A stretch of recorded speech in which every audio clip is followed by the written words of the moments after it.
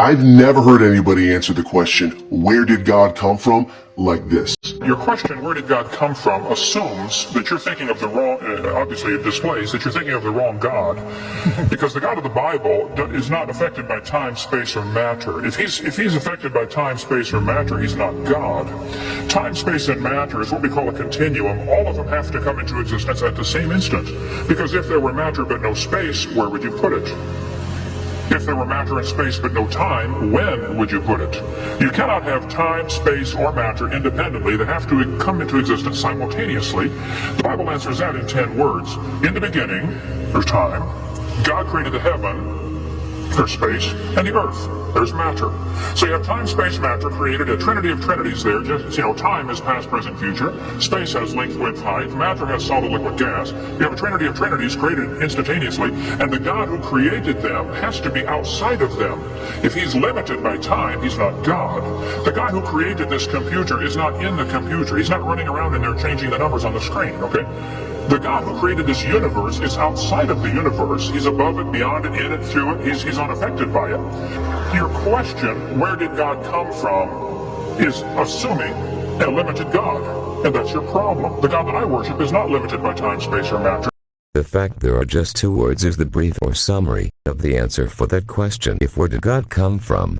The God is from everlasting. This was written in many verses, and God is to everlasting. In such aspect it could not be said that God is not affected by time, for if it will not be said that God is from everlasting to everlasting, then it would mean God was not specifically or specifically known as from when that he existed until when it will end. So as God is indeed affected by time for being from eternity to eternity. God is the Spirit who was space himself, and he created everything inside him, for it never that God could create things outside him, for if it so there would be other space, and it will means God is not the beginning, or not the only one that existed in the beginning and not everywhere. And God is the matter himself, as to the words from everlasting in the beginning, which means he existed as what he is already, which means he was not created by anyone, or by anything, or even by himself. This preacher said, time, space and matter has to come simultaneously. This man is referring to the creation, as was so clear as he says, for the God who created them is outside them, so, no. For the matter only exists if there is space and time. But if referring to God, it is indeed these 3 occur simultaneously, for God is the space, the matter and the time itself that occurred simultaneously, because God is not a creation. And, of saying if there were matter and space, but no time, when would you put it, as he is referring to creation, and as he said, these has to come simultaneously.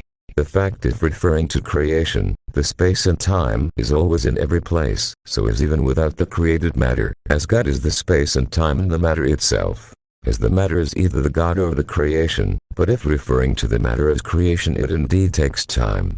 There will be no time also if there's no space, but the space that was produced by him and which came from the space which is God himself. It indeed takes time and space. So, of saying, time, space and matter must occur simultaneously, you just contradicted what you had said that God is never affected by time, space and matter. But it's only that God is never affected by space and matter, for God is the space himself and almighty. What God affected him of being himself, is the time, who was himself. The space is also air. For if there is space there is air, except when there is extra actions, like as of removing the air inside the closed space. And it is wrong of saying God is outside of what all he created, as the God is the space and the matter and time himself.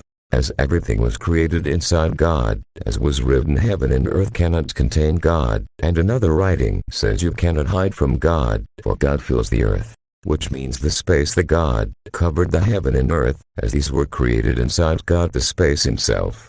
Again God cannot be everywhere if there's a creation that was created outside him. Will you not believe that the God is the time, then you can't understand the Bible.